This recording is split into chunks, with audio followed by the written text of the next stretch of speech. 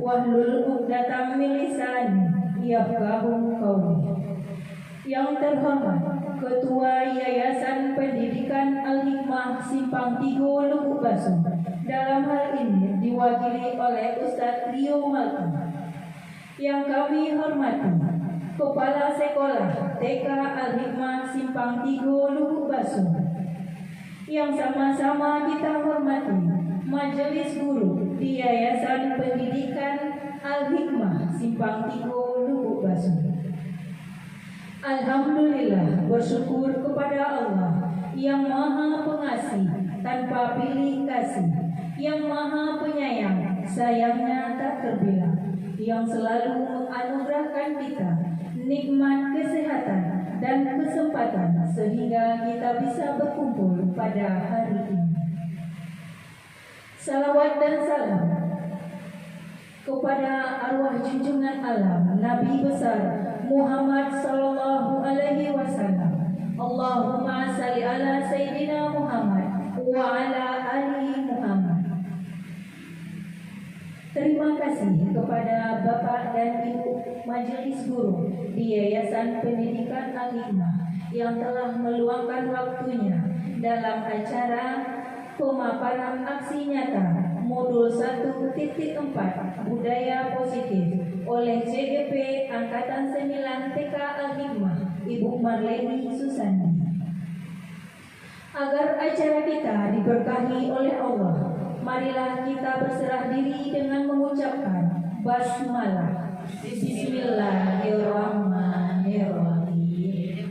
Mengawali acara kita pada siang ini, marilah kita dengarkan pembacaan ayat suci Al-Quran oleh Ustazah Niki. Kepada Ustazah disilakan.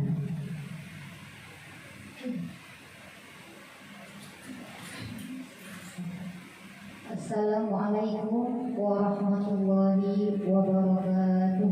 Waalaikumsalam warahmatullahi wabarakatuh.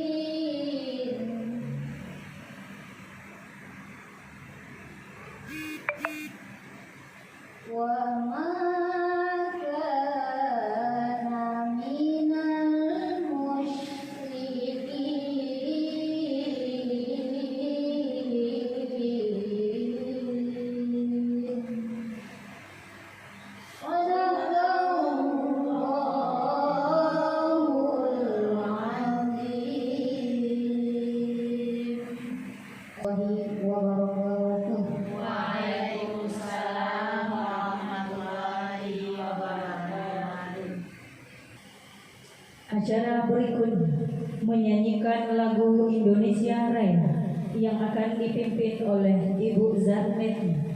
Dipersilahkan. Hadirin dimohon berdiri.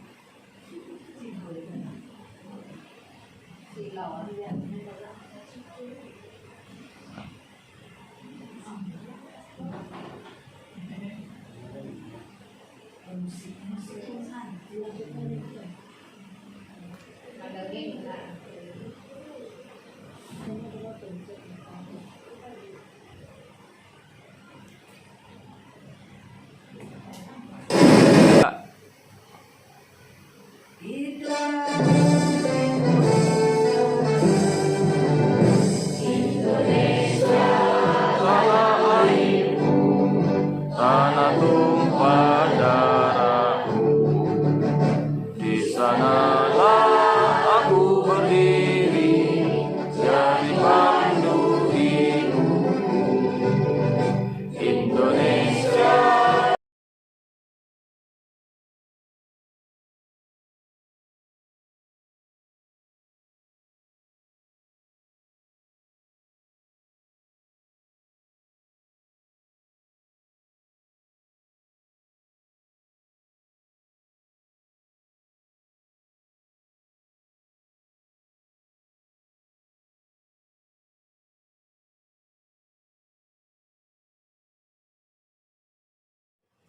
Bapak Ibu yang saya hormati, marilah kita dengarkan sambutan dari Kepala TK Al-Hikmah kepada Ibu Martini SPD. Disilakan. Alhamdulillah wa syukurillah, bersyukur kepada Allah yang maha pengasih tanpa memilih kasih, yang maha penyayang sayangnya tak terbilang, yang memberikan kita banyak kenikmatan, di antaranya nikmat Islam, nikmat kesehatan dan kesempatan, sehingga kita bisa berkumpul di ruangan sekretariat Yayasan Pendidikan Al-Hikmah ini dalam rangka menyaksikan pemaparan aksi nyata modul 1-4 budaya positif, desiminasi dan penerapan pengalaman kepada rekan guru di Yayasan Al-Hikmah. Salawat dan salam selalu kita kirimkan kepada junjungan alam, yakninya baginda Nabi besar Muhammad sallallahu alaihi wasallam. Allahumma salli ala Muhammad wa ala ali Muhammad, di mana beliau adalah tauladan terbaik, guru terbaik untuk kita semua. Mudah-mudahan kita yang berada di sini termasuk umat beliau yang telah mendapatkan syafaat. Amin ya rabbal alamin. Pertama sekali saya mengucapkan terima kasih kepada Bapak Ketua Yayasan dan Majelis Guru Yayasan Pendidikan Al-Hikmah yang telah meluangkan waktu sibuknya untuk menyaksikan pemaparan aksi nyata budaya positif dari CGP 9, yaitu Ibu Marleni Susandi SPD. Saya sebagai Kepala Sekolah TK Al-Hikmah bersyukur kepada Allah Subhanahu wa Ta'ala, di mana Ibu Marleni Susandi SPD lulus sebagai CGP atau calon guru penggerak di angkatan 9 ini. Dan saya sangat berharap kepada ibu guru di Yayasan Pendidikan Al-Hikmah ini dapat menyusul jalannya Ibu Marleni Susandi di angkatan-angkatan berikutnya. Dan juga Bapak Ibu semua, hari ini kita belajar bersama-sama apa yang didapat dan diterima serta dipelajari oleh Ibu Marleni Susandi selama melaksanakan CGP ini dapat dibagi di hadapan kita semua, dan semoga apa-apa yang dibagi kepada kita nantinya kita bisa menerapkan di yayasan kita ini. Dan mudah-mudahan ke depannya Yayasan Pendidikan Al-Hikmah ini baik itu SD maupun TK nantinya bisa berubah ke arah yang lebih baik dan lebih maju lagi, serta diminati oleh masyarakat untuk mengantarkan anak-anak mereka menimba ilmu dan pendidikan di Yayasan Al-Hikmah Islamic Center ini. Dan saya mengucapkan terima kasih kepada Ibu Marleni Susandi karena hari ini dia mau berbagi praktik kepada kita semua. Sekali lagi saya berharap kepada ibu-ibu, mudah-mudahan untuk angkatan-angkatan berikutnya kita bisa lolos kepada CGP angkatan berikutnya. Bapak Ibu yang saya hormati, itulah yang dapat saya sampaikan.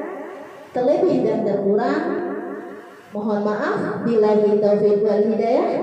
Wassalamualaikum warahmatullahi wabarakatuh.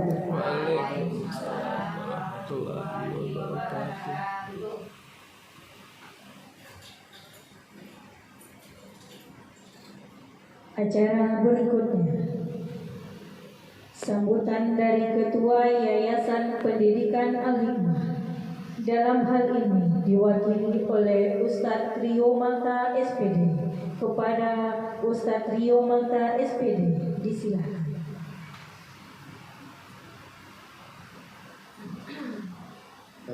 Bismillahirrahmanirrahim. Assalamualaikum warahmatullahi wabarakatuh. Waalaikumsalam warahmatullahi wabarakatuh. Alhamdulillahilladzi arsala rasulahu bil huda wa dinil haq liyudhhirahu 'ala dini kulli walau karihal musyrikun walau karihal munafiqun. Asyhadu an la ilaha illallah asyhadu anna Muhammadan abduhu wa rasuluhu la nabiyya ba'da, amma ba'du. Yang terhormat para TK Al-Hikmah,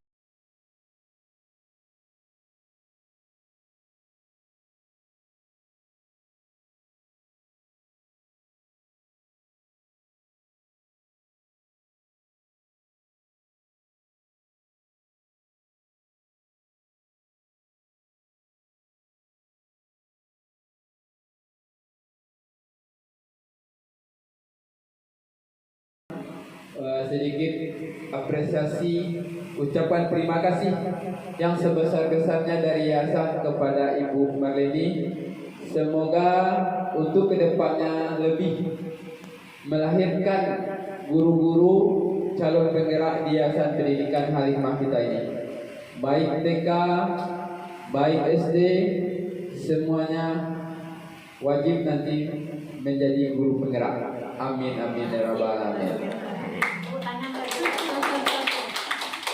Sehingga Yayasan Pendidikan Al-Hikmah Simpang 3 ini diperhitungkan nanti di luar, karena memiliki tenaga pendidik yang luar biasa, yang semangat perjuangannya, semangat kemauannya, juga semangat kedisiplinannya, sehingga bisa merubah hal-hal yang negatif menjadi hal-hal yang positif.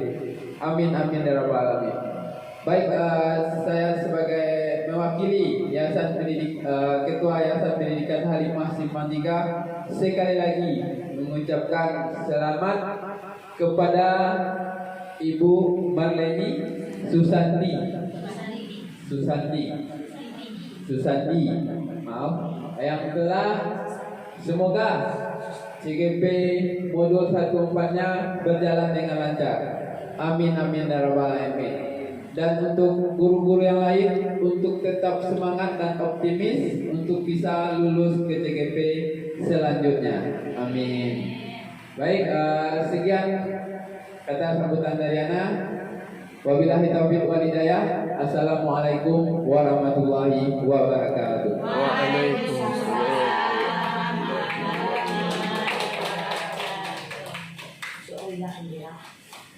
Terima kasih kepada Ustadz Trio Malta yang mewakili Ketua Yayasan Pendidikan Al-Hikmah. Baiklah Bapak Ibu, marilah kita dengarkan dan masuk ke acara inti kita, pemaparan aksi nyata modul 1.4 Budaya Positif oleh CGP Angkatan 9 Ibu Marleni Susandi dari TK Al-Hikmah. Kepada Ibu disilakan. Terima kasih Bu Rika. Alhamdulillah ya Bu ya. Bersama kita kumpul di sini. Tapi, sebelum disebarkan dulu nih penyebaran pemahaman tentang budaya positif, kita explain dulu. Oke Ibu-ibu? Oke. Semangat pagi. Pagi.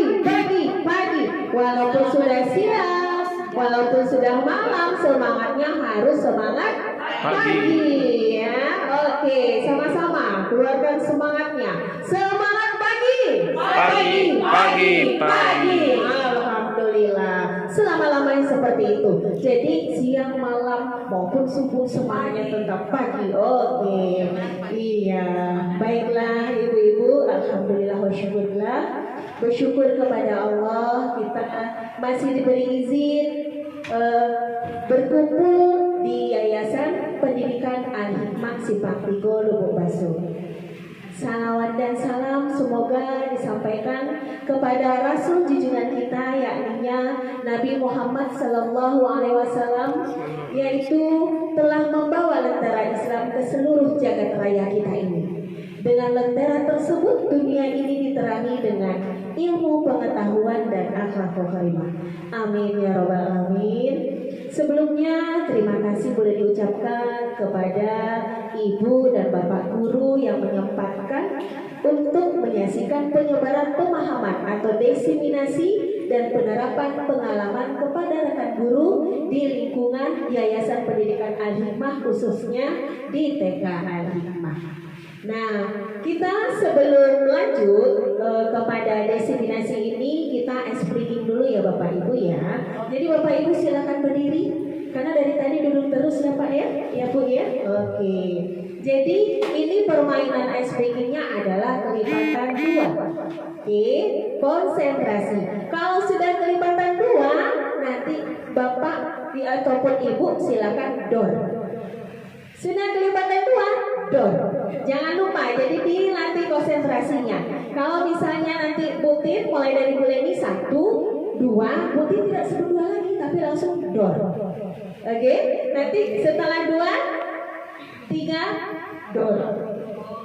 Oke, 4, oke hebat Bu Nen ya. Oke, konsentrasi Bu di sebelah kiri. Oke, kita mulai ya. Kita mulai dari Bu Rika.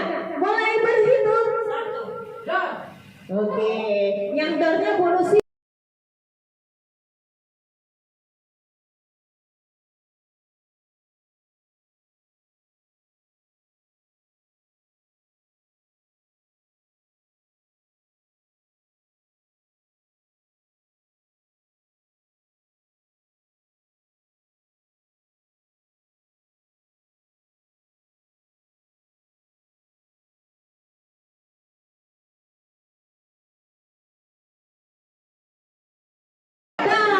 Keluarkan ekspresi dor. Oke, kita mulai hitung lagi. Ya, tidak apa-apa. Dia konsentrasi, kelipatan 2 langsung dor. Nah, di situ dia. Ya, boleh. Yang sebut dor langsung duduk biar kelihatan ya Bu ya. Oke, kita mulai dari Putin sambung sama Australia. Mulai. Dor. Silakan, Ustaz yang duduk, Bu Dini berdiri. Oke, siapa lagi? 3, dor. Ustaznya Ustaznya duduk. Oke.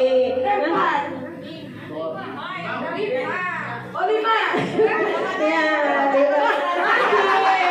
ya, nah jadi ya memang konsentrasi itu tiang utama ya itu ya. Tiang utama ya ibu-ibu ya, begitu juga mendidik anak ya. Jadi ingatan kita di luar sana tuh di rumah, cucian atau apapun itu kita tinggalkan dulu, singkirkan dulu. Jadi itu guna permainan Bu Leni Ya, jadi kita melayani anak dulu di sekolah ya. Oke. Permainan iya belum berhasil. Nanti kita coba sekali lagi. Oke. Sekarang ice breaking yang kedua. Nah, ini konsentrasi. Kalau misalnya Bu Tin bilang aku makan. Terus Bu Tinnya tembak ke sana, maka terakhir Bu Tin nyambung tembak kemana lagi. Jadi harus konsentrasi. Silakan disambung setelah makan apa lagi? Makan kambing.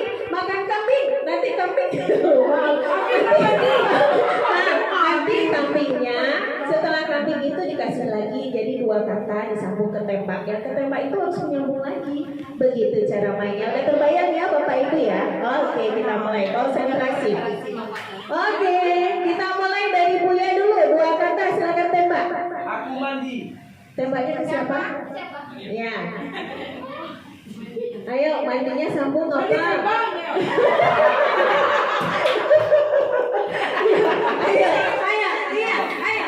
Ayo, Ustazah, konsentrasi, mandi. Wah, ya, ayo, apa Seryo? Tiku.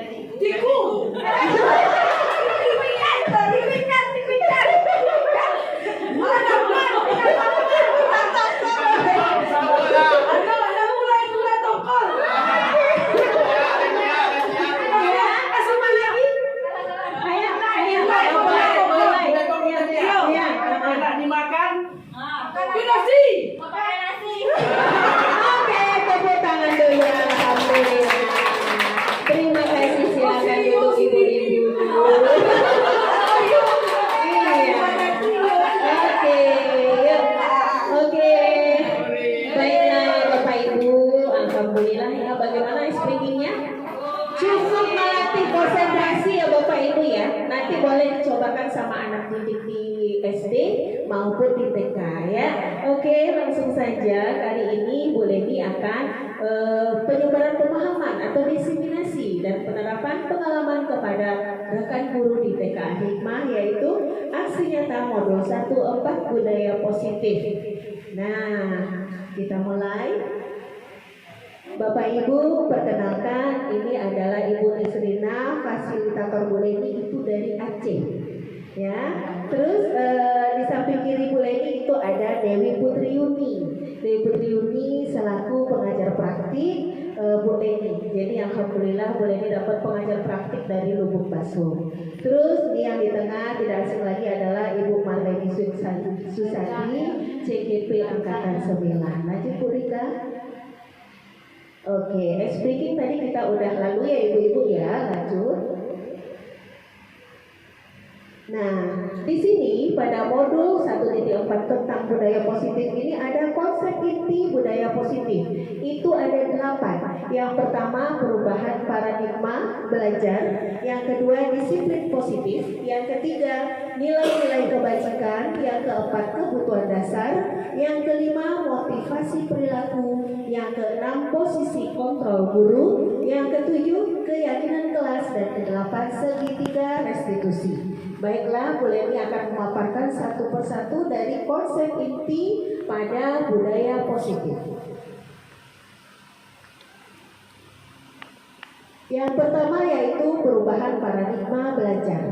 Jadi pembelajaran dengan paradigma baru merupakan pembelajaran yang dirancang berdasarkan prinsip pembelajaran berdiferensiasi. Jadi diferensiasi ini semuanya itu berpusat kepada anak.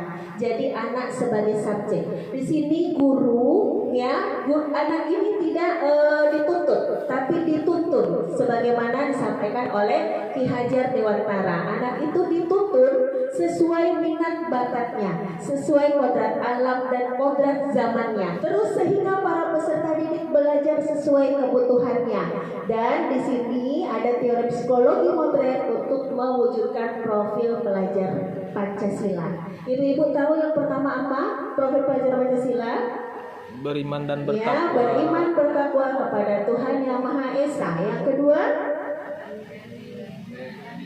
berkebinekaan global. Yang ketiga, Gotong royong. gotong royong. Yang keempat, Mandiri. oke. Yang kelima, oke. Yang keenam, nah anak dituntut untuk seperti ini Bapak Bapak Ibu ya, bukan dituntut tapi dituntun ke arah yang ini. Nah, silakan Bu Rika lanjut. Nah, di sini ada miskonsepsi tentang teori kontrol. Jadi miskonsepsi itu konsep-konsep yang salah selama ini. Jadi diluruskan di sini, yaitu yang pertama adalah dari William Glasser melalui choice theory meluruskan beberapa miskonsepsi tentang makna kontrol. Jadi kalau kontrol itu kan dari diri kita sendiri, bukan orang yang mengontrol kita. Ya, kita yang punya kendali.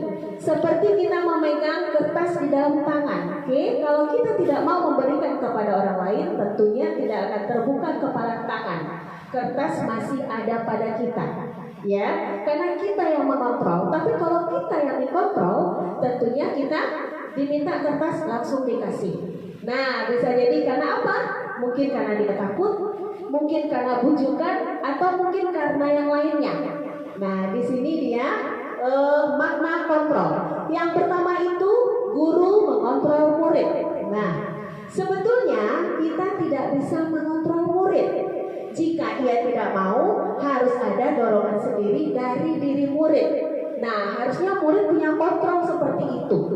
Jadi dia melakukan sesuatu itu ada dasar intrinsiknya dari dalam dirinya, karena kemauannya, karena bukan sesuatu. Ya, itu yang pertama. Yang kedua, penguatan positif efektif dan bermanfaat. Semisal rujukan dan nasihat-nasihat. Jika terlalu dalam, murid bisa ketergantungan dan tidak mandiri dalam mengontrol dirinya. Memang kalau sudah main bujuk-membujuk, anak akan cepat ikut. Tapi kita harus ingat dampak negatif yang akan muncul setelah itu. Baru satu kali kita bujukkan, 2 kali, 3 kali, akhirnya ketergantungan. Semakin tinggi dia bergantung kepada kita, maka kita pun tidak akan bisa, ya Ibu ya, mengabulkan apa permintaan dia, karena udah jauh permintaannya. Yang keempat adalah kritikan dapat membuat orang merasa bersalah dari dapat menguatkan karakter. Kalaupun kita harus mengeluarkan kritikan, maka kritiklah secukupnya dan kritikan tersebut harus membangun, bukan malah membuat murid tidak percaya diri. Nah, di sini kritik tidak murid saja, mungkin kita begitu juga ya Bu ya. Kalau misalnya kritiknya membangun, kita terima dengan lapang dada. Tapi kalau kritikan yang tidak membangun, tentunya bukan kita langsung tidak terima, ya Bu ya. Yang keempat, orang dewasa memiliki hak untuk memaksa. Menentukan pilihan adalah hak masing-masing manusia. Jadi mentang-mentang kita orang dewasa, kita bisa saja ya memaksakan kehendak kepada anak. Nah, yang seperti itu harus dijauhkan kepada anak didik kita. Oke. Jadi ini yang harus dijauhkan ya Bu ya. Miskonsepsi ini yang bertentangan sama kita, bahwa dari kontrol itu anak yang punya kendali, bukan kita orang dewasa yang memiliki kendali. Lanjut Bu Rika. Nah iya, oke. Dilihat dulu kira-kira ini nanti dampaknya bagaimana. Karena kita kalau sudah bisa ini kan kita bisa membedakan, ini nanti dampaknya positif, ini dampaknya negatif. Ya, oke. Berikutnya adalah mengubah paradigma stimulus respon ke pendekatan teori kontrol. Nah, di sini ada 2 stimulus. Yang pertama stimulus respon, yang kedua teori kontrol. Mohon maaf. Maksud di sini adalah kalau stimulus respon itu terbalik dengan teori kontrol tentang dunia. Ya, realitasnya kita sama. Sedangkan teori kontrol kembali lagi karena kita yang mengontrol. Itu dari dalam diri sendiri munculnya. Jadi pasti dia akan berpikir kebutuhan kita berbeda, tidak sama. Semua orang melihat hal yang sama. Kalau yang ini yang kontrol, setiap orang memiliki gambaran berbeda. Dan selanjutnya kita mencoba mengubah orang agar berpandangan sama dengan kita. Apakah bisa seperti itu Ibu-ibu? Apakah bisa? Iya, kalau teori kontrolnya tidak bisa. Setiap orang memiliki cara pandang sendiri, ya, berbeda, tidak sama. Kepala sama hitam, rambut sama hitam, tapi bagaimana Ibu-ibu?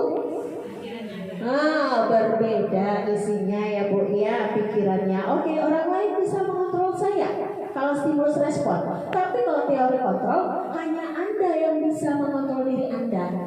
Ya, hanya Anda yang bisa mengontrol diri Anda. Selanjutnya, saya bisa mengontrol orang lain. Teori kontrolnya, Anda tidak bisa mengontrol orang lain.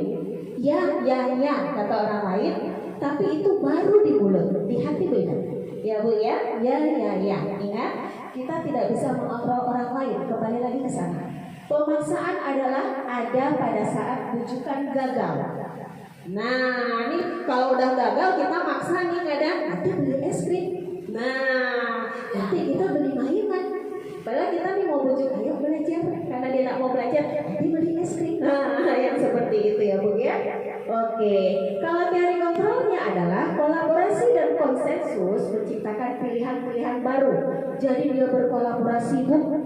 Kalau tidak berhasil sama ibu ini, tolong bujuk dong anak yang itu masuk kelas ini. Jadi di sini butuh kolaborasi dan komunikasi yang baik. Ya ibu-ibu ya, karena kita itu tidak bisa bekerja sendiri. Ada interaksi 1, 2, 3, dan 4. Oke. Selanjutnya adalah model berpikir menang kalah kalau stimulus respon. Tapi kalau teori kontrol, model berpikirnya menang. Jadi motivasi, ya, menang, motivasi, ya. Tapi dalam tanda kutip, dia masih teori kontrol. Oke, lanjut Bu Rika.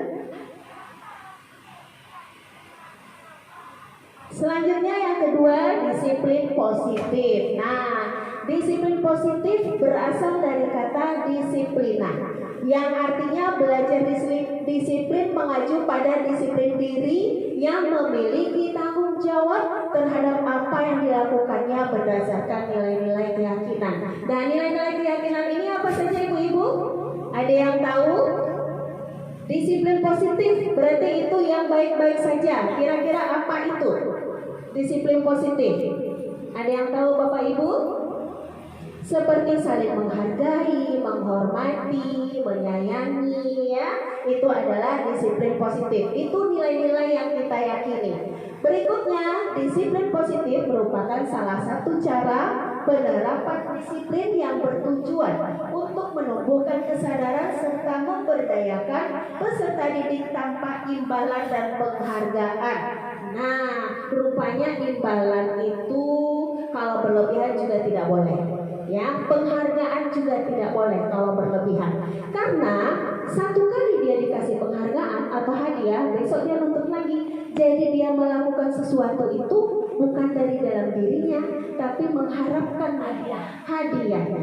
Nah, di situ ya Bu ya. Itu yang disiplin positif. Jadi kita menghindarkan ini. Ya, selanjutnya sebagai pendidik, tujuan kita adalah menciptakan peserta didik yang memiliki disiplin diri sehingga mereka berperilaku mengacu kepada nilai-nilai kebajikan universal dan memiliki motivasi intrinsik dari dalam diri dalam perubahan perilaku ke arah yang lebih baik. Jadi harus kembali lagi dari dalam diri. Oke. Silakan lanjut Bu Rita.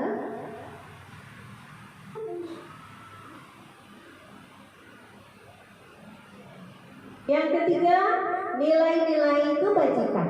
Jadi nilai-nilai kebajikan ini nilai yang disepakati bersama, lepas dari suku, bangsa, agama, bahasa maupun latar belakangnya. Contohnya adalah dari profil pelajar Pancasila. Nilai-nilai kebajikan itu ada beriman, bertakwa, sesuai tadi yang 6 itu ya Bu ya. Sesuai yang 6 itu. Terus yang ini Ibo Primary Years Program PYP. Jadi di sini anak umur 3 sampai 12 tahun itu harus sudah dilatih, dibiasakan toleransi, rasa hormat, integritas, mandiri, menghargai, antusias, empati, keingintahuan, kreativitas, kerjasama, percaya diri, dan komitmen. Sedangkan yang ketiga, contoh nilai kebajikan itu adalah keterampilan hidup atau life skill. Jadi dapat dipercaya, lurus hati, pendengar yang aktif, tidak merendahkan orang lain, dan memberikan yang terbaik dari diri.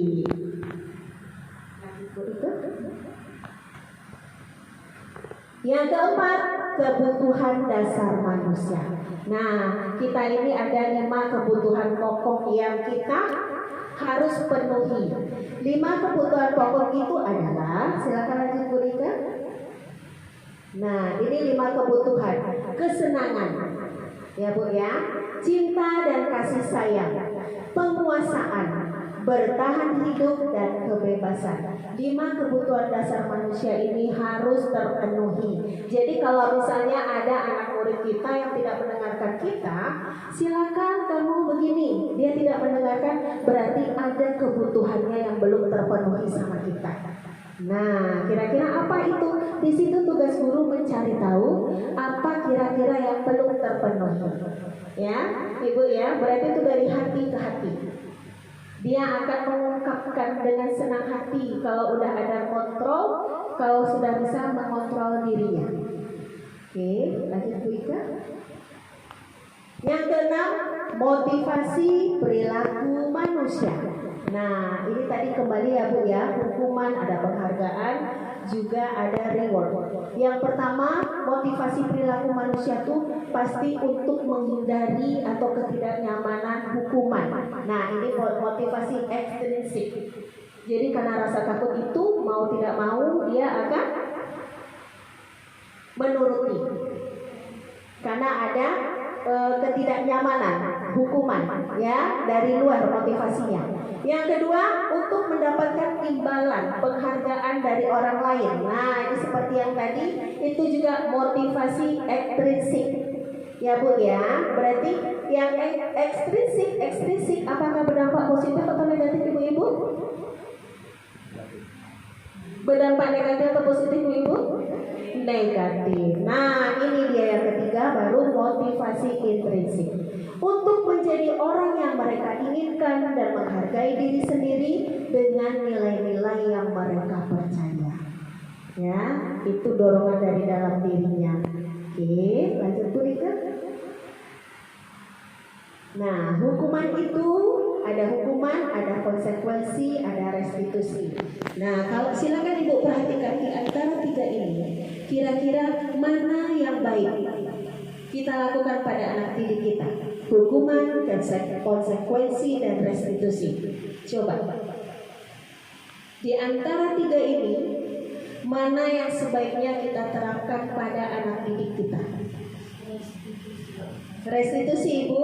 Iya, karena restitusi ini proses menciptakan kondisi bagi murid untuk memperbaiki kesalahannya. Di sini anak harus introspeksi diri. Jadi dia tahu di mana sih salahnya. Oke. Yang kedua, proses kolaboratif yang mengajarkan murid untuk mencari solusi. Ya Bu ya. Oke. Jadi kita bertanya, menurut kamu kalau seperti ini apa solusinya? Apa yang harus dilakukan? Ya, tidak mau belajar, sedangkan belajar itu manfaatnya supaya kita bertambah ilmunya. Dengan menyampaikan seperti itu manfaat dan kebaikan dari yang akan kita ajarkan, anak akan termotivasi untuk mendengarkan kita. Ya, berikutnya lanjut. 5 posisi kontrol guru. Nah, oke. Yang pertama, kita sebagai guru secara sadar atau tidak sadar, terkadang kita sengaja atau tidak sengaja ada yang kita lakukan kepada anak didik kita. Kalau kita perhatikan, termasuk posisi kontrol manakah kita selama ini? Yang pertama, apakah penghukum? Yang kedua, teman. Ada Bapak Ibu yang teman posisi kontrolnya? Ada? Oke. Yang ketiga, pemantau. Yang keempat, pembuat merasa bersalah.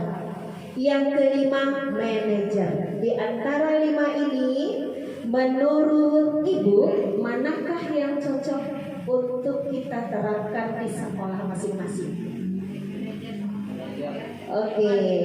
Oke, udah terbayang mulai ini pasti ini pilih teman. Di satu sisi boleh kita menganggap anak didik kita sebagai teman, tapi ketika kita mau menerapkan peraturan, pasti nanti Tuh, melihat wajahnya kita, melihat wajahnya udah berubah aja kita kadang nggak terima, karena kita udah menganggap sebagai teman. Jadi kita serba salah. Iya, karena selama ini dia dekat karena menganggap kita sebagai teman. Ya Bu ya, sebagai teman. Oke, akhirnya kita jadi salah apa yang harus kita lakukan. Karena segan beginilah, kasihan beginilah, karena udah masuknya ke hati. Jadi seharusnya kita itu sebagai manajer menuntun, ya, menuntun, oke, ibu-ibu ya, bukan menuntut. Iya, anak tidak bisa dianggap sebagai teman. Hati-hati. Kadang akhirnya kita mendengarkan anak ini, yang ini dia salah, walaupun sedikit. Kadang kita takut jawab. Akhirnya kita harusnya mau menerapkan, kita kurangi dikit levelnya. Nah itu dia. Jadi di situ kita tidak ada perbandingan anak itu. Bayangkan ibu, kita melihat anak kita bagaikan putri raja. Ya, tentunya kita juga sebagai guru di sekolah melihat anak orang lain yang berhingus, yang bertahi mata, itu juga putri orang tuanya, putri raja. Oke, nah itu kita harus ingat. Ibu ya, oke. Iya. Jadi kita membayangkan mereka yang di depan kita itu anak kita, gitu. Walaupun dia berhingus begini begitu, dia itu putrinya, pangerannya orang tuanya di rumah. Oke, mereka sudah memberi kepercayaan kepada kita, ya. Nah iya, seperti bayangkan ketika guru lain berpikiran sama kepada anak kita di sekolah. Apakah kita terima ibu-ibu?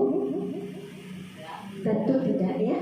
Nah, jadi kita itu harus menjadi apa ya, pengingat kita, penegur kita, motivasi diri. Oke. Selanjutnya adalah 5 contoh penerapan posisi kontrol guru. Nah, ini kasus siswa tidak memakai atribut lengkap saat upacara bendera.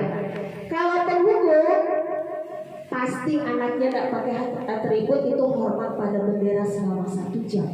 Itu sebagai penghukum, ya. Kalau perempuan merasa bersalah, berapa kali ibu bapak harus beritahu kamu selalu saja mengecewakan ibu bapak. Padahal dia juga sudah kecewa, dan ibu bapaknya berkata sudah mengecewakan ibu bapaknya. Kalau misalnya kita tidak mendengarkan apa yang dia lakukan, alasannya, tiba-tiba ibu mengatakan saja mengecewakan ibu bapak, langsung Bu, ini perempuan merasa bersalah, anak akan tertunduk, ya, akan tertunduk. Oke, selanjutnya yang kedua, ayo dong ikuti aturan sekolah, tolong bantu ibu bapak ya, sekali ini. Ya sudah tidak apa-apa, lain kali jangan sampai berbuat seperti itu lagi ya. Nah ini posisi teman tadi Bu, kita melonggarkan sedikit, akhirnya seperti ini. Ya sudahlah, ya karena kita usia teman, padahal dia salah nih, tapi karena kita udah menganggap teman, akhirnya nah udahlah, cabut langsung. Iya, sudahlah ya. Nah seperti itu. Berikutnya adalah pemantau. Kamu sudah melanggar peraturan sekolah, kamu tahu konsekuensinya.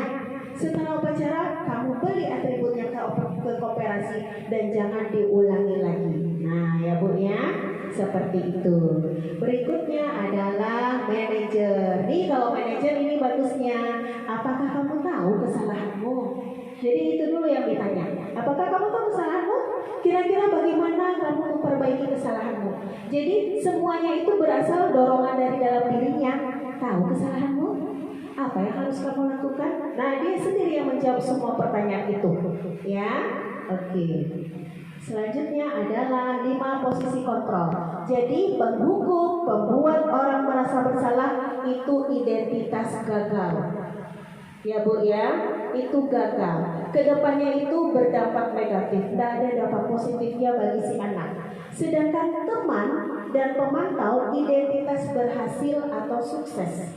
Sedangkan yang manajer identitas berhasil sukses, tapi itu kontrol dirinya muncul dari dalam dirinya, keinginan dari dirinya semua. Ya, dia berhasil sukses itu dari dalam dirinya. Kalau ini berhasil sukses tapi dari luar, motivasi dari orang tuanya lah, temannya lah, atau siapapun, dia akan berhasil juga. Tapi sampai di mana berhasilnya Bapak Ibu? Ya, kan berarti di sini kemandirian nih, karena dia sudah bisa mengontrol dirinya sendiri. Kalau di sini ada ketergantungan sama orang luar, kalau tidak ada orang tuanya, apa yang terjadi? Apakah dia akan sukses? Ya, kalau tidak ada dukungan motivasi, apa yang terjadi? Apakah dia akan sukses dan berhasil? Allahu a'lam ya Bu ya. Oke, dia sama-sama sukses dan berhasil, tapi letaknya ada perbedaannya. Oke. Posisi kontrol apakah aku? Nah, di sini Bu Leni mau ngetes ibu-ibu nih. Ya, kira-kira saya kecewa sekali sama kamu. Kira-kira ini penghukum, pemantau, teman, merasa bersalah atau manajer? Salah. Bagaimana ibu-ibu? Merasa bersalah? Mau tahu jawabannya? Mana suaramu? Ini suara. Oke, apa jawabannya tadi Bu Rika? Merasa bersalah. Silakan diklik Bu Rika. Betul, tepuk tangan untuk Bu Rika. Selanjutnya Bu Rika, silakan diklik. Apa rencanamu untuk menyelesaikan masalah ini? Manajer. Betul nih, benar. Yakin? Oke, kalau begitu silakan Bu Rika. Betul, tepuk tangan untuk diri kita sendiri ya. Berikutnya, ayolah lakukan lebih Bapak Ibu ya. Bagaimana? Teman. Oke Bu Rika. Benar sekali. Konsentrasi Bu Dini ya, padahal udah sore Bu Dini ya. Selanjutnya habis. Yang ketujuh, keyakinan kelas. Nah, di sini selama ini kita itu peraturan kelas. Seharusnya itu keyakinan kelas ya Bu ya. Keyakinan kelas adalah persetujuan yang dibuat bersama antara guru dan murid. Selanjutnya akan ditaati bersama. Misalnya seperti ini, anak boleh nih, ayo sekarang kita mau buat keyakinan kelas, kita ajak anak-anaknya. Menurut kamu apa ya ide supaya kita bisa menciptakan kelas impian kita, kelas yang nyaman, kelas yang penuh rasa sayang, mengasihi, bla bla bla bla, yang positif. Karena tadi disiplin positif. Anak akan berkatakan Bu, jaga kebersihan. Oh iya, dicatat. Kita catat dulu, ditempel. Ya Bu ya. Pakai stick note itu ditempel. Itu baru satu orang. Apa lagi kira-kira? Kelasnya yang mau ini, yang indah, yang mau sesuai dengan impian kita, nyaman ketika kita ada di dalamnya. Bu, harus tadi ada boleh di kelas Bu, jaga tangan, jaga kaki, karena itu bahasa anak TK ya Bapak Ibu. Jaga tangan, jaga kaki. Oke, boleh dicatat. Udah semuanya dari anak. Nah, ide-ide yang muncul dari anak Bu Leni sekarang kita rubah jadi keyakinan kelas. Karena kita sepakati, setuju atau tidak? Kalau setuju, ayo tos sama Bu Leni, kata Bu Leni. Langsung dia bapak setuju. Satu lagi setuju. Nah, kalau setuju apa yang harus kita lakukan? Kata Bu Leni. Bu, harus dilakukan Bu Leni, harus dikerjakan Bu Leni. Betul. Jadi ini keyakinan kelas kita. Kita hitung ada berapa karena ini ide dari anak Bu Leni. Jadi kita harus jalankan bersama-sama. Kalau peraturan itu kan dari guru. Tidak boleh ini sepatunya warna hitam, warna putih, tidak boleh ini, tidak boleh ini.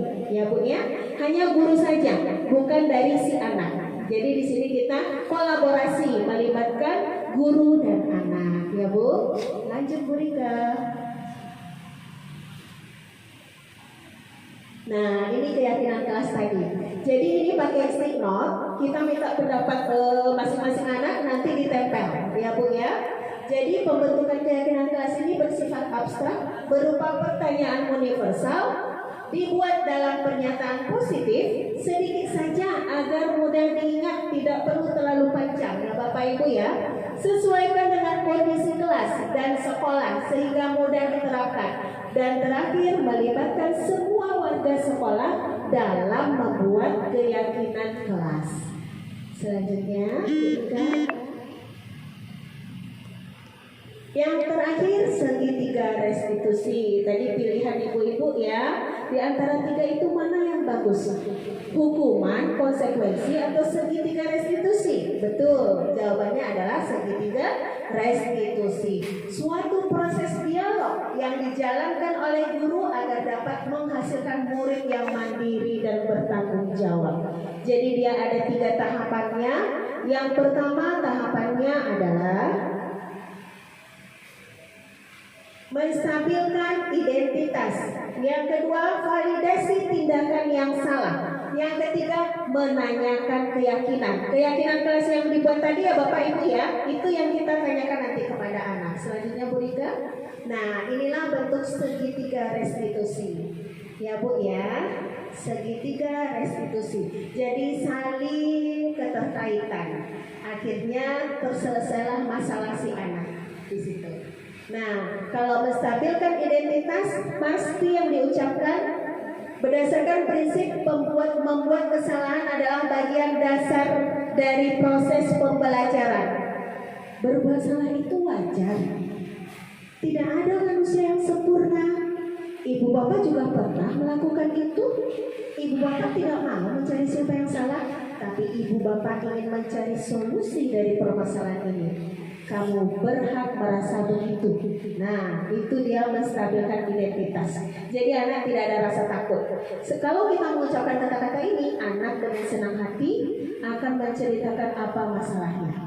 Ya, oke. Selanjutnya Bu Rika. Yang kedua, validasi tindakan yang salah. Nah, walaupun dia bersalah, tapi kita harus, kamu pasti punya alasan melakukan hal itu.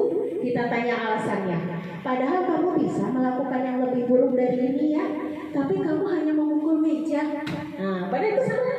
Tapi kamu hanya memukul meja, ya pasti ibu pun akan melakukan hal yang sama. Kamu patut bangga karena telah melindungi sesuatu yang penting buatmu.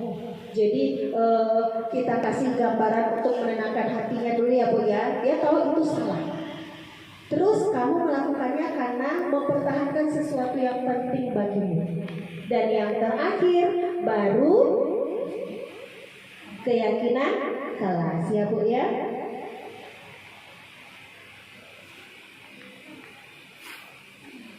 Menanyakan keyakinan nih. Kira-kira dari masalah tadi keyakinan apa yang sudah kamu langgar? Kan tadi kita udah buat keyakinan kelas ya. Iya, jaga tangan, jaga kaki. Nah, kenapa kamu lupa sama keyakinan kelas yang telah kita buat bersama-sama? Jadi kita yang mengucapkan seperti itu kepada anak, ya. Untuk misalnya dia buang sampah, kira-kira keyakinan kelas apa yang sudah kamu langgar? Buang sampah, tidak jaga kebersihan boleh nih. Nah, jadi dia sendiri yang hafal keyakinan kelas. Karena setiap hari keyakinan kelasnya selalu diingatkan. Ya Bu ya, kita kembalikan lagi karena kita buatnya sama anak, bukan guru. Kalau guru yang buat, silakan ibu aja. Kalau yang udah besar nih, silakan ibu aja. Peraturan itu ibu aja yang jalankan sendiri. Tapi ini kalau anak TK kan tidak seperti itu ya. Oke, selanjutnya Bu Rika. Thank you. Alhamdulillahirrahmanirrahim.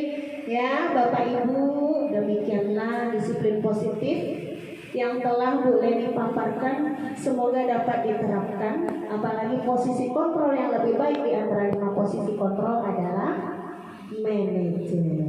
Banyak lagi keyakinan kelas. Boleh silakan nanti dicoba di sekolah atau di kelasnya. Karena itu peraturan bukan dari guru, tapi dari anak dan berubah keyakinan kelas bersama guru. Oke, mohon maaf kalau ada salah kata dan ada pemahaman yang belum mengerti apa yang boleh diucapkan. Sampai di sana kemampuan Bu Leni.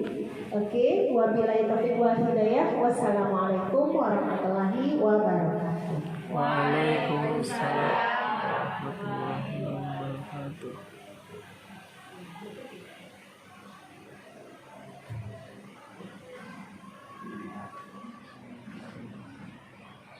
Terima kasih kita ucapkan kepada CGP Angkatan 9 kita, Ibu Marleni Susandi, yang telah memaparkan tentang modul 1.4 aksi nyatanya di hadapan kita bersama tentang budaya positif.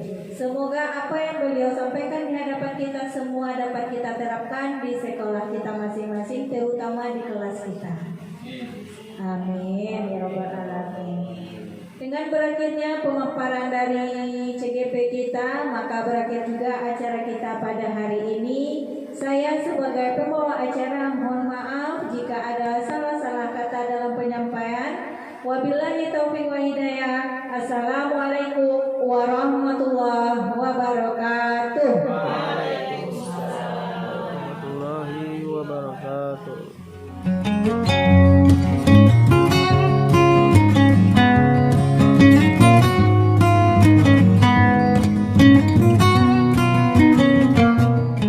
Oke, halo.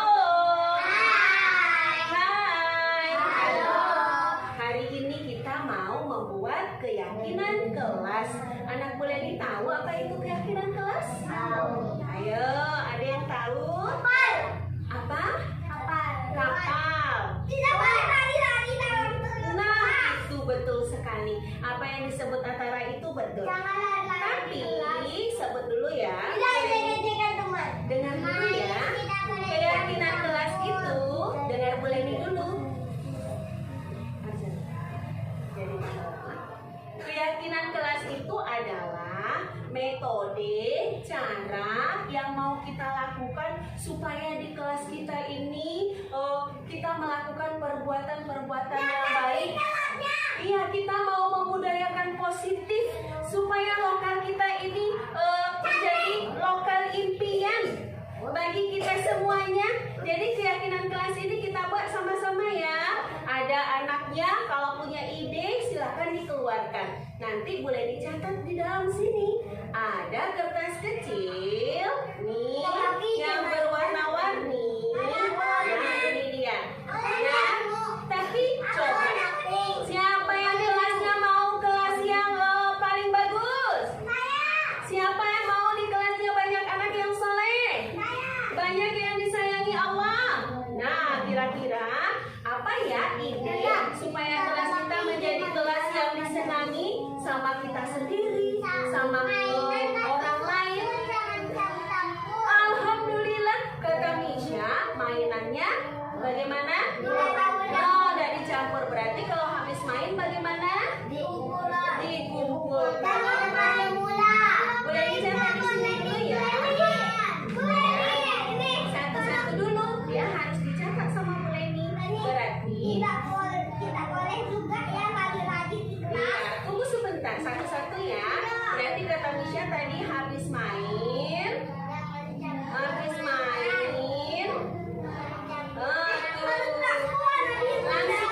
Langsung disusun ya Misha ya. Oke, tidak dicampur-campur. Dirapikan. Oke. Berarti ini Misha udah boleh dicatat di sini. Silakan Misha tempel di sana. Nah, ini idenya Misha. Silakan Misha tempel di sini. Siapa lagi?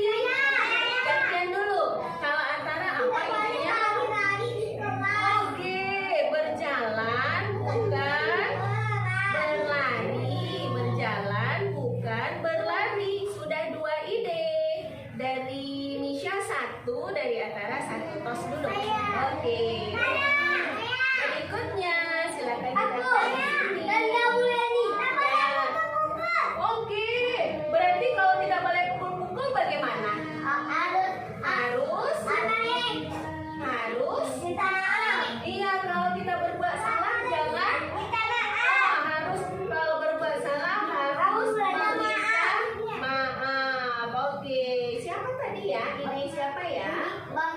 Siapa ya? Bang Gibran. Oke. Sambil duduk dulu. Oke, tunggu dulu. Coba dari Arya dulu. Arya apa ya? Nah, kalau tidak boleh cubit-cubit, tidak boleh pukul-pukul, berarti anak boleh ini harus apa itu?